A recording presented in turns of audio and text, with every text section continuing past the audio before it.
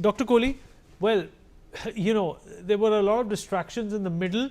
It was, Hamas and Israel, then Israel and Iran, and of course there was Operation Sindoor. But the fact of the matter is that this Damocles sword of tariffs that Donald Trump has hung over everyone's head has not disappeared. He still continues to be insistent that there has to be an equilibrium when it comes to these tariffs which are levied on American products and vice versa. What do you make of this new diktat? Is this likely to obstruct world economies and the world order in a significant way? Good afternoon, Vineet. Good afternoon to my fellow panelists and NewsX viewers. I was drawing a very interesting analogy. I was in college, and I remember once we were a naughty lot of people in the college. And I remember once the principal of the college, he highlighted our class and he punished our class. And he says, I'm going to declare the names of people who were really naughty and they are going to be suspended from the class for some time. I mean, I find pleasure in recollecting what happened ages ago in my college. And the next morning, he says the names of those people will be posted and we'll be issuing suspension letters to those students. So what happened was that the entire class was outside principal's room, that whose name is going to come there and who will be the ones who will be penalized, who will be the ones who will be allowed in the class. So if for the countries who are dying to do business with the US, this reminds me of that. There were about 14 or 15 of us, who were named in that letter. We were exonerated, that we were fined, the rest of them were punished. So this yesterday's incident, that, is our name going to be in that list? Everybody was speculating when the name, I remember I was on your channel at that time. Is our name going to be on that list? Will we be the lucky ones to whom the letters will be issued?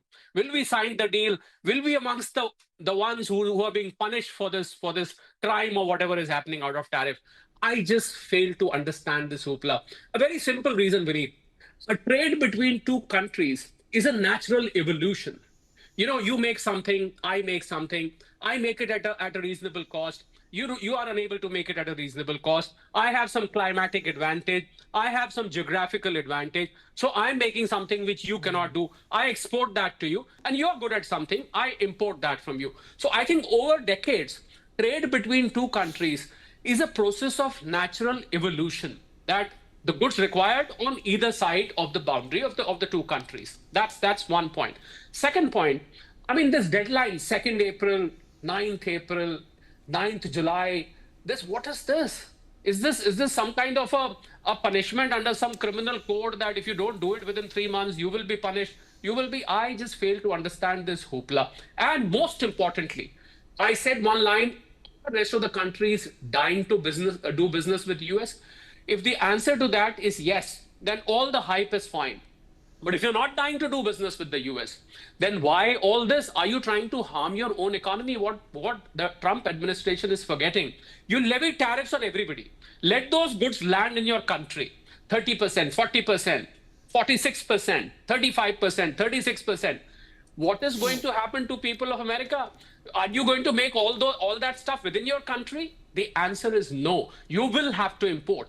And if you will have to import, you will have to buy them expensive, because you might be collecting the tariff from the shipments. But then when it reaches the consumers, you're going to make sure that inflation is going to fuel in America. Fed is not changing the rates. Jerome Powell, Mr. Donald Trump called Jerome Powell as stupid when he did not change the rate in inverted commas. I am quoting what he said, because he says the fear of inflation is looming large over the US economy. It is already in recession. Look at US dollar, we need.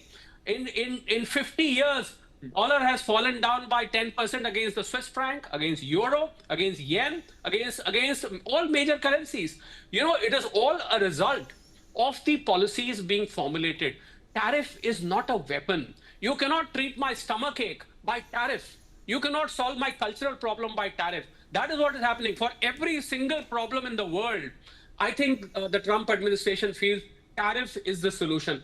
Unfortunately, that is not true. I feel, as an economist, being in the world of economics for 35 years, Vineet, I feel this is going to harm the American economy more than the countries to which threats are being given that we are going to levy this tariff. As far as India is concerned, agri and dairy, no way we can allow. We are a structurally agriculture economy. Half of our workforce depends on agriculture. We cannot allow genetically modified stuff here. We cannot allow meat, fodder to be served to our cows. That's ruled out absolutely. And you will have to allow our footwear. You will have to allow our textiles. You will have to allow our leather goods. You will have to allow our automobiles, steel, aluminium.